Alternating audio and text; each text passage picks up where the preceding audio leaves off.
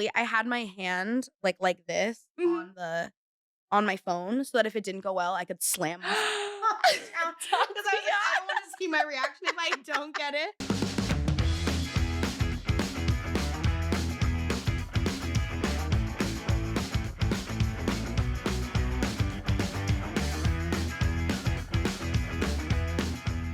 Today's guest is an absolute powerhouse. She's bold, brilliant, and unapologetically herself.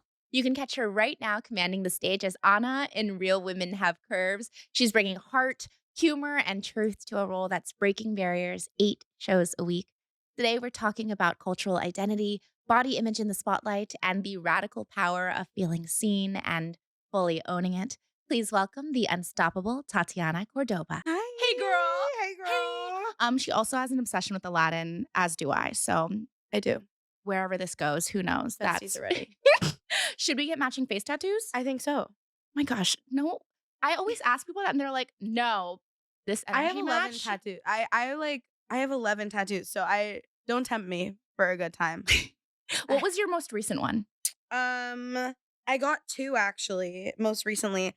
Okay, don't judge me. These were each $10 in Vegas. Why would I judge that? We love a girl who's like economical. 2 hours before I had to leave, like before I went to the airport. I was like, I want to get a tattoo in Vegas, and they were $10.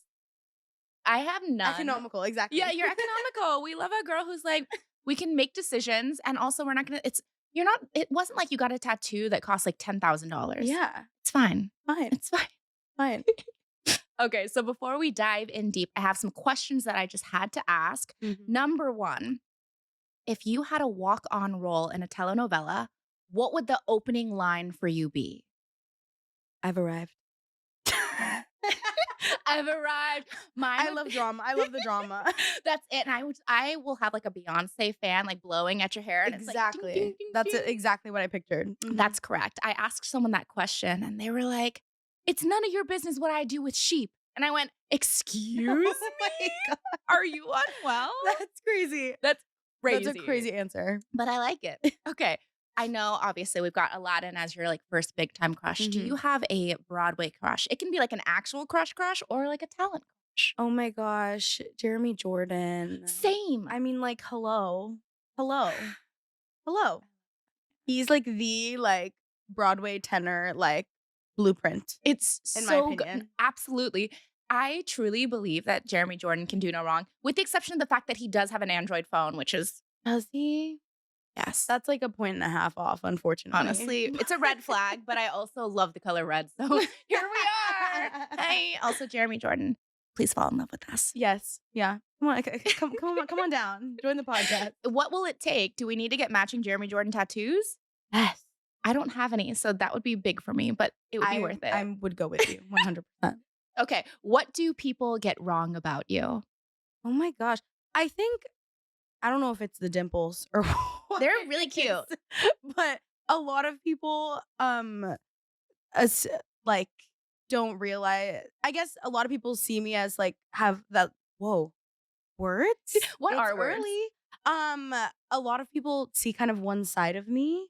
And I have like a very like fun, edgy, like wild side to me. I mean, I just tell you about my crazy tattoos. That a lot of people don't see. I think also like most of my life I'm like the firstborn daughter and like the oldest, and so I have like sort of like an oldest daughter like perfection kind of complex. I am the same. So a lot of people like wouldn't assume like this adventurous kind of side that I have to me. But I do. I love an adventure. What is the most recent adventure you had? I love to travel, and me and my boyfriend actually particularly love to travel together. And my party girl era was after college. Most people have it during college, Love it. but I had it after college. And so we've been to like Vegas together, and he's from Miami, so Miami. And every time I've been to Miami maybe 5 or 6 times now because he's from there. And every time we do something completely different, like I've never had the same Ooh. experience in Miami. And the last time we went to the Miami Zoo, and it was like kind of the best time ever. Love it. We love a zoo. We do, Have you honestly. ever had a cocktail and then gone to the zoo? 10 out of 10 recommend.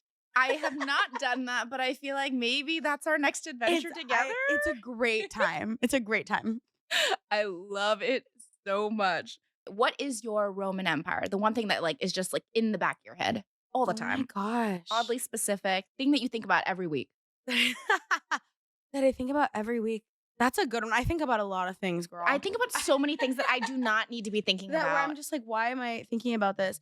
Right now, it's the show The Secret Lives of Mormon Wives. I know I'll get Have you addicted, so seen I this? can't. I can't. Oh but I my want god. to. I watched the first season. Became so obsessed. I binged it in maybe like 4 hours. That's not even actually like physically possible. But if it was, I did it. And the new season just came out, and I'm scared to start it because I know that it's gonna take up all my free time that I already don't. You have don't much of. have free time. I just imagine you backstage in like the 1 minute you're not on and you're like, Secret Lives of Mormon Wives. No, but the Secret thing is, Lives. that's what I do. Like while I'm getting ready, while I'm doing my makeup for the show, I'm like, I've been watching the new season of You. Like while I'm like watching like murders happen while I'm getting ready for this Tati, show. I have so many questions. That's your vibe? Murders? You know what? It's weirdly my vibe. I kind of watch everything. Like there's nothing that's like off limits that I won't like. I'll try anything twice. So like if I Not I'll once, give- but twice. twice, I'll give a show like a few chances before I'll like follow through and then see if I make my decision. But I love a like a murder. I don't love a murder. That's not correct. I love like You, Black Mirror, that kind of like stuff that like messes with your brain. Do you like true crime? I love true crime. Criminal Minds is one of my favorite like binge shows ever. I love true crime, but then it scares me. And part of me is like, why am I intrigued by this? Am I okay? I feel that way too. I wonder if I'm okay sometimes because I'm like smiling watching it while I'm like making dinner. I don't know. I don't know. Okay, what is the last thing that made you laugh so hard you cried? Oh my gosh.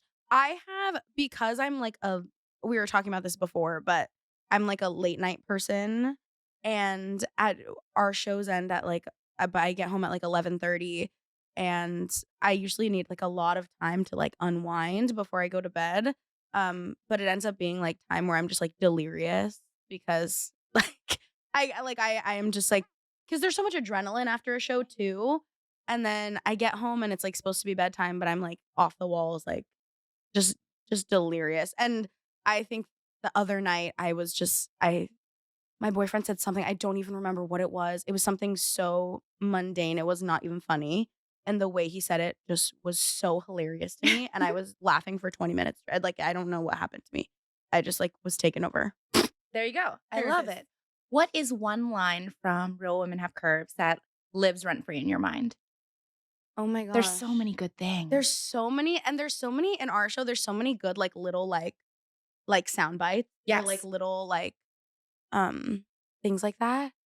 Um Probably. Am I okay? No. Probably this goes with this. I think I have a like problem with like the true crime stuff. Maybe I need to relax on that. No, But- I feel like let's keep it going. The character Rosalie, who's played by Jen Sanchez, who's also just like the funniest person I've kind of ever met. Hilarious. And if you see the show, you'll just see how funny and brilliant she is. She has a line that says, she talks about how she used to work in her family's funeral parlor in El Salvador, and she says now instead of people's, I sew up dresses because now she's in a dress shop. And it's a line she says to me, and I think it's so absolutely hilarious every time. The audience doesn't always get it, but I it's always so laugh. funny. So, and then we always have a moment together afterwards, and it's hilarious. She is so funny. I remember being backstage as we were getting ready to announce Real Women for the Mhm. first look, and she was like, "Well, if this doesn't go well, I mean, Venmo me for my feet photos. I don't care." And I was like, "Girl, That sounds like her. hilarious." She's so funny. She's so funny. She's so charming. I think my favorite character might be Catalina, the sewing machine. The sewing machine. That's fair. She's a problem starter. She's a problem starter. She's ridiculous. Absolutely. What is the most surprising thing about being in a Broadway show? Oh my gosh. I mean, just how, growing up doing theater, one of the things that I think I fell in love with about theater is that every time you do it, it's never the same. You're truly having a new experience every single time you are on stage or in a rehearsal or in whatever, something always either, goes awry or happens differently, or you have a different reaction to something that night. And I always knew that was true, but doing it 8 times a week, you don't realize how much that's true. And also, like, when it's 8 times a week and it's your full-time job, like, things happen, like, people get sick, people get injured, so not only is it a different show, but there's different people you're talking to every night and, like, different things that are happening, and, when swings go on, sometimes it's a track they've never done before, so maybe something's not in the place it was before, so just things are so different every time, so it's just always so exciting, which is something that's really cool. And I think when what you're doing for your career is something that, you are so passionate about, I was scared that doing it so much and doing it 8 times a week would, like, sort of dampen, like, the artistry part of it, if that makes sense, like, Mm. and the creative part, but the fact that it's so different every time makes it always, like, exciting and creatively stimulating.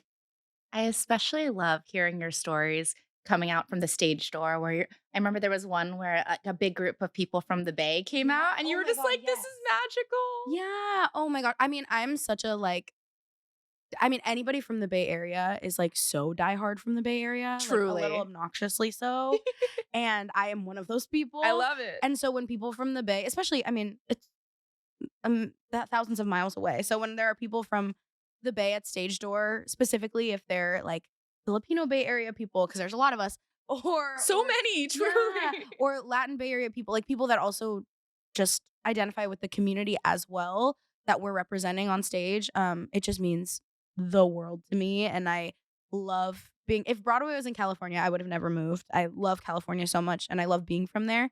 So whenever, like, a piece of home is at Stage Door, I love it. And that particular night was a group of, like, high school boys from California or from the Bay Area, and they were just, like, so happy and loved the show, and I think that also there's a excuse me, there's a lack of, like, brown theater representation in the Bay Area, so to Absolutely. see all of these, like, young Latin boys, like, being so enthralled by a story that is for them is was really cool.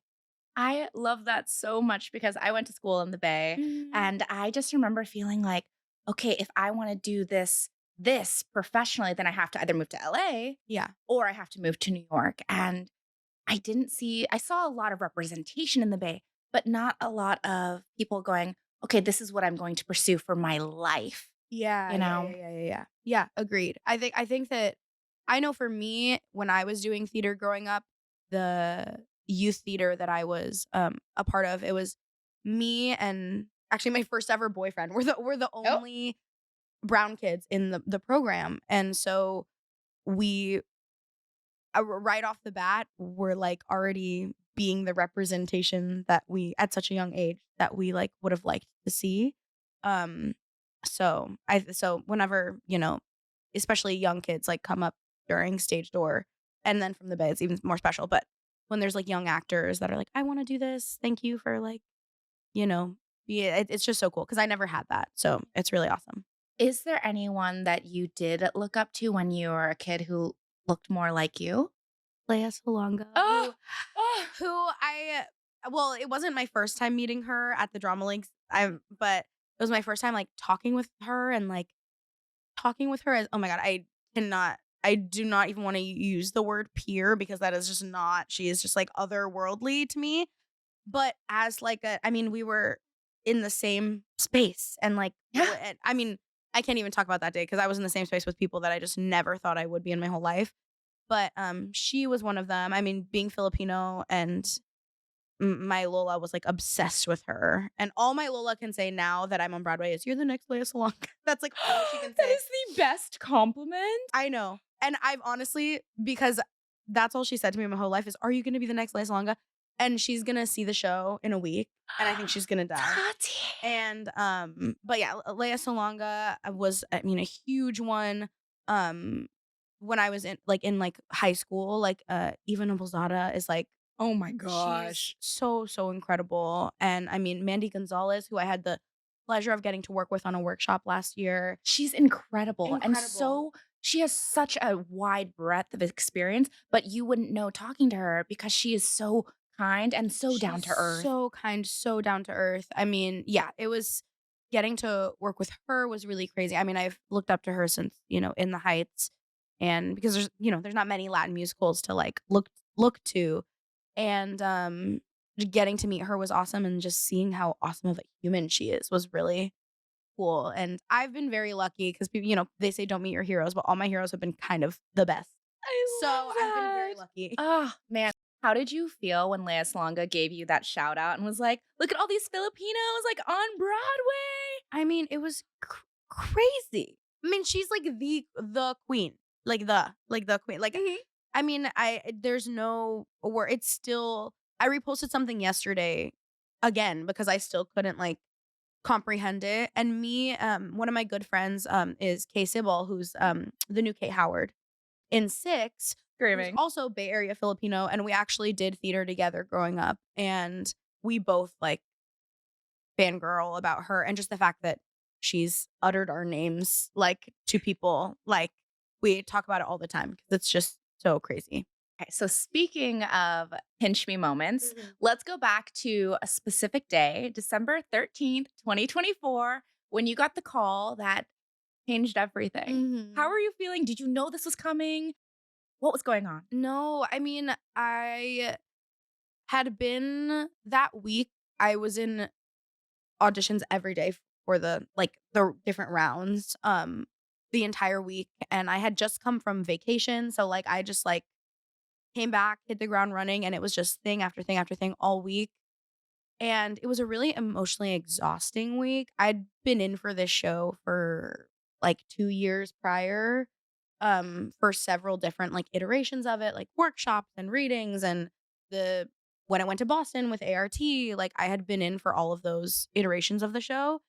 And so this show was just something that I always knew I wanted to be a part of. I didn't really care in what way. I just wanted to be a part of some part of the process. And so the fact that it was getting, closer and closer to maybe being a part of it and in such a big way, in the biggest way, um, was really, scary, and I try to not put any, like, pressure or anything on any auditions I do, like, as soon as I do it, I kinda throw it You away. have to for your mental I health. have to, and then if it comes back, like, wow, what a great surprise. But if it doesn't, like, I threw it like, what show? I don't know. I threw it away already.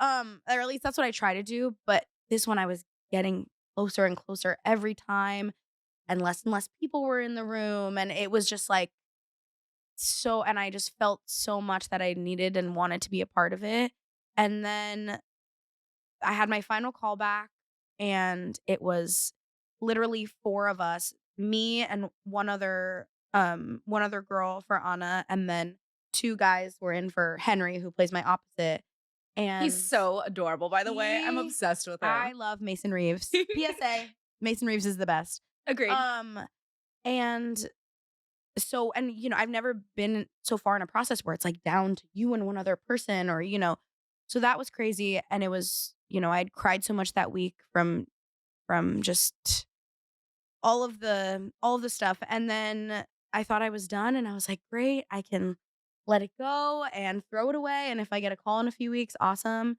And then I got a call that night from my agent that was like, "They wanna talk to you tomorrow and do a note session." And I was like, "Are you Ugh. serious?"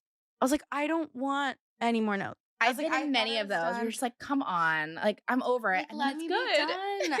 And I was so frustrated, and I was in rehearsals for something else, so I even had to, like, take time out of those rehearsals to do this call, and I was like, "Come on, like, I don't wanna do this anymore." And then luckily, it was turned out to be a very awesome call. But, yeah, it was so crazy, and I had so much pent-up emotion and feelings from that whole week that when they told me I got it, it was just, like, the biggest, like, release of everything. It was crazy. I am so happy that they recorded that moment when they told you, Yeah. 'cause whenever I get good news, it's always, like, in person or it's via email or it's something, and when it's happening, when I'm in the middle of it, I kinda black out. I'm just like, "Oh, Yeah. wait, what just happened? I booked what? Okay." And what a joy it is to be able to go back and go, "That was my exact moment when I had the call that changed everything. Yeah, and you know what? Luckily, I was recording it also, but I had my hand, like this Mhm. on my phone so that if it didn't go well, I could slam my phone down because I was like, "I don't Tatiana. wanna see my reaction if I don't get it." But my friends were like, just in case, like, Yeah, record it and see." I didn't know they were recording also, I but love it. yeah. Oh, that makes me so happy. So, now you've been living in the role for almost 6 months or Mhm, so. mhm. How has your feelings towards Anna changed from the very first preview? I mean, I feel like actually a lot of my relationship to her and also just my the way that I play Anna changed the most during, like, the preview process. I feel like maybe 2 weeks in honestly, that last, like, week and a half of previews is when I really, like, locked into, like, "Oh, this is who she is. This is what she needs in order to, drive the show." It's not until you have an audience that you realize with this role how much the audience is on Anna's journey, and, like, Anna is the audience's way into the story and is sort of like, the narrator in Into the Woods kind of vibes where she is you're jumping on her back and following these women's journeys through her eyes. And I think that I didn't fully realize what it or know what it takes to do that and be able to drive the entire story until we had audiences in. And then from first preview on, it was sort of me experimenting on how I, developed that more and more. But yeah, it wasn't until pretty far into previews that I was like, I felt very locked in into her. But I do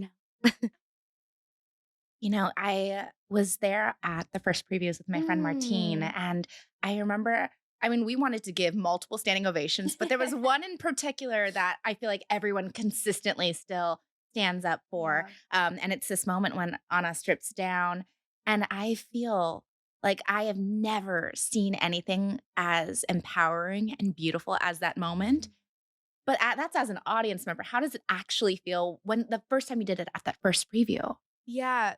When we did it for the first preview, it was so awesome because up until then, there had not been an audience. And when you are stripping down to your underwear in front of nobody, it's really embarrassing. And you feel so silly and especially when you're in this big theater and it's just like all empty seats. You're like, what am I doing? Um and all the other women had already experienced it when they did it at ART. So they sort of knew what it meant to people and, what the reaction usually is. And so I was kind of the only one that, you know, didn't really I could imagine, but it's so different when you like really receive it and watch the audience receive it. I've said multiple times that's the only one of the only numbers where you can actually see the audience. They're pretty lit. Which is actually even scarier that like you can see their reaction to you doing it. Um, but it's so awesome. Like as soon as my top comes off, everybody's like so on board Yes. in the best way. They're so excited. They like, you can see them having all kinds of reactions. Like some people laugh because they might be a little uncomfortable. Some people are, smiling. A lot of people are crying right away. It's really, really cool. And it's to still get those reactions is awesome. How has your relationship to your own body changed as you've been living as Anna? Oh my god, that's a great question. I think one of my the woman who plays my sister, Florencia Cuenca, who's amazing. I know. Incredible. She's the best. She's talked about this a few times where just sort of for everyone, our relationship to our bodies is sort of an ever changing. It's like a relationship with a person. Like it's never the same. And I feel like every day you sort of choose to, see yourself in a certain way. And some days you don't feel like, some days you feel like shit. And some days you feel awesome. And some days you're like, man, whatever. And I think that a lot of people with this show and, us sort of uplifting body positivity, I would like to say we're uplifting more like body neutrality and just being okay with like that every day is different. because some days we perform that number and I'm like, "Oh my god, I really don't wanna do this. I really don't feel I'm bloated, I'm on my period," whatever it is, like, I'm just really not into it, and some days I'm like, "Yeah, let's take it off."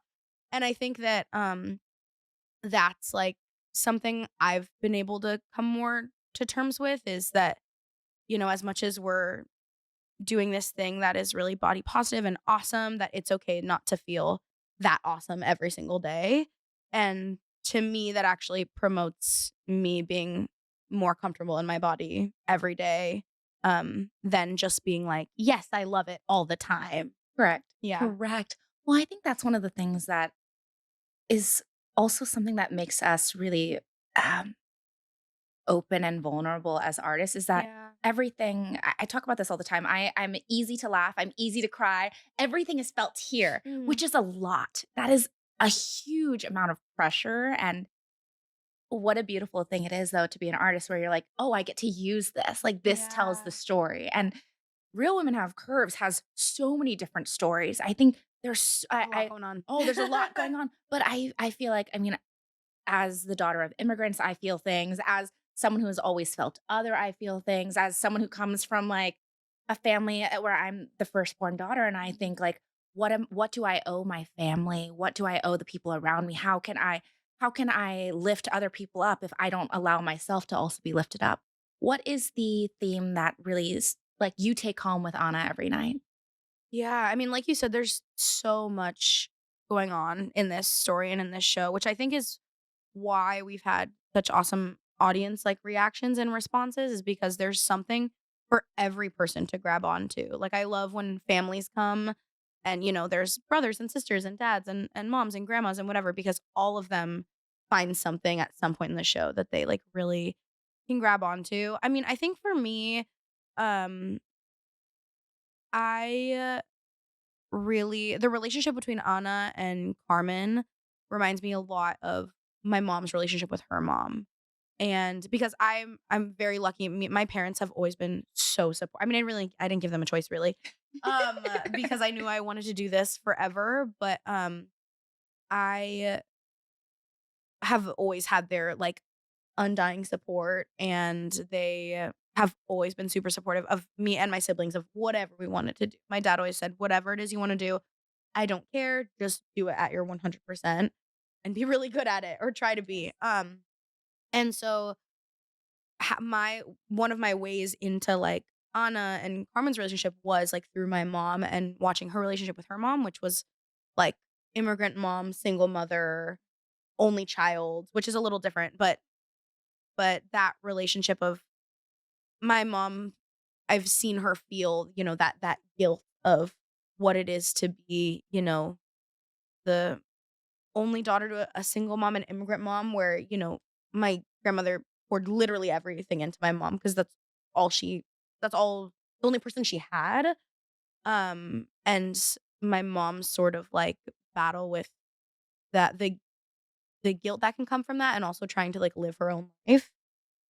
So I think that's something I've gained a much better understanding and appreciation for both like my mom and my grandmother. Um through, like, sort of exploring that. One thing that I think a lot about with the show is the idea that while you're changing and growing, your families are also changing and growing and that they're doing this for the first time. I Yeah. think there's something so healing about watching Adios Andres. Oh my gosh. That song is unhinged. It's so When unhinged. Justina goes towards the light at the end, I was like, It's "Don't go, girl." she's so funny and brilliant. Oh my god. Absolutely incredible. There really is something for everyone in the show. Yeah. I When I saw the first preview with my friend Martine, we turned to each other during intermission and we were just like, "This show is incredible. It needs to be seen. How is it going to be received?" Because especially with immigration and you could be living your life and being a good citizen and doing all the things that you're told like this is how you be a good American. And then you can get picked up at a bus stop and not be seen again. Yeah. How do you feel being in the show and being in this place in our society where things are unsure and unprecedented? Yeah. I think um it's it's weird because we are doing a show that's based in 1987, and everything we're talking about, things I a lot of a comment I get a lot from audience members is that as soon as 'cause at the beginning of the show, we have, like, a thing that says 1987, Boyle Heights. A lot of people say as soon as that 1987 goes away, they don't even realize that it's 1987, unless you look at my, scrunchy socks. But Oh, the scrunchy socks. They were a vibe, girl. they are a vibe. But yeah, so it's weird and scary and really, like, eerie, and that everything that we talk about, and, whether it's, a body image, or, women's rights, or immigration rights, more prevalently than anything, the fact that it's everything that's happening right now, and worse, is really scary. And I mean, we had a during tech, one of our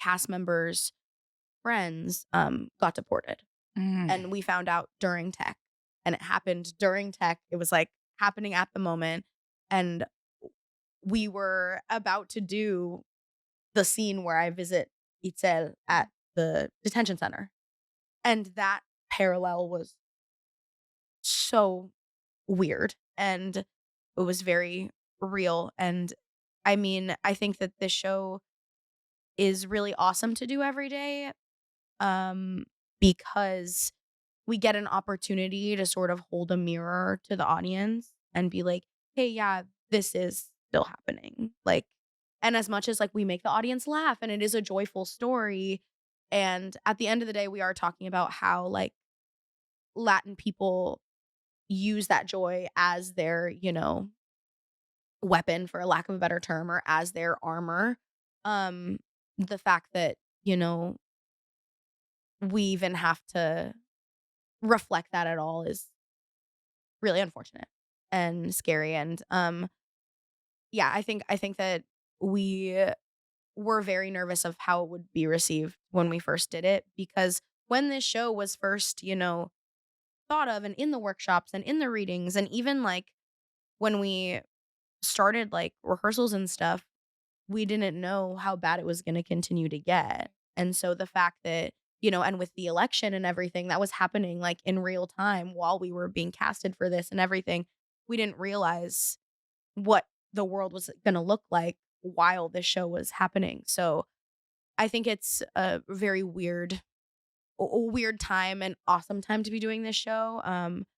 But it is, like, bittersweet, because it also feels, um it's really heartbreaking that, we're telling the story of people that are being so wildly mistreated and thrown at to the side, at this time.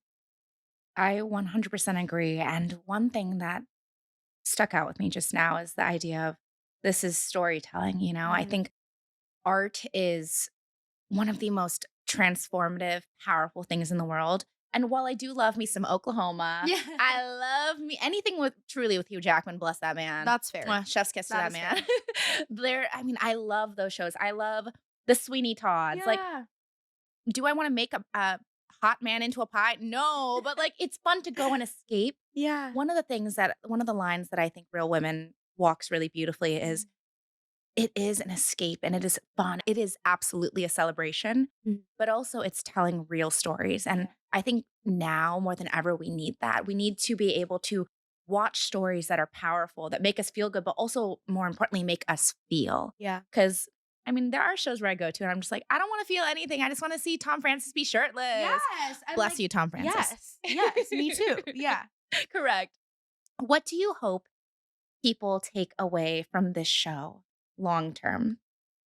Long term? Oh my gosh. I mean, I think long term, I did a 54 Below show last night, and I sang Flying Away, So good. and I love that song, and I love getting to sing it every night. Also, I sing it a billion times a week.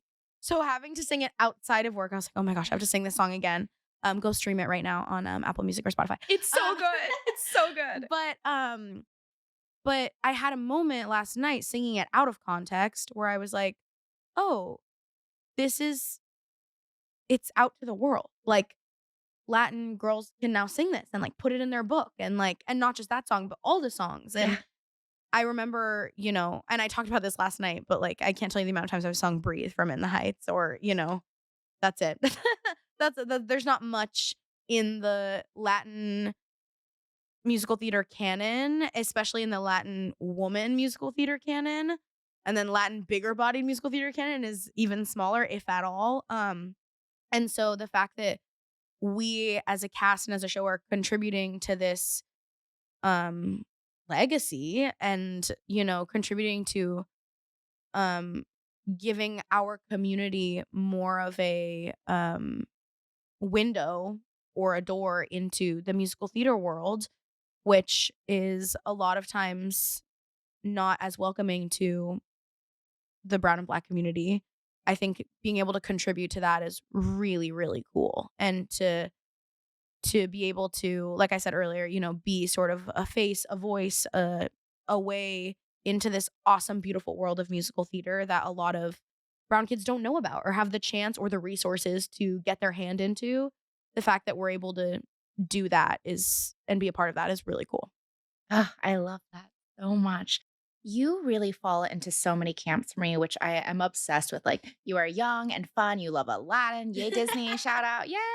But you're Yes, half me. also, yeah, honestly, I would love to see you as Jasmine one day. Oh, slay. Can you imagine? That'd be so I would be fun. unwell. That'd be so fun. I'd also love to, like, voice a Disney anything. That is my dream. Voice My a Disney absolute anything. dream. I don't Let's care do what it it. is. I'll be like a troll under a bridge. No, Like, me just, too. I mean, I prefer for us to be a princess, but like, I'll take troll under the bridge and get residuals. Exactly. Yeah.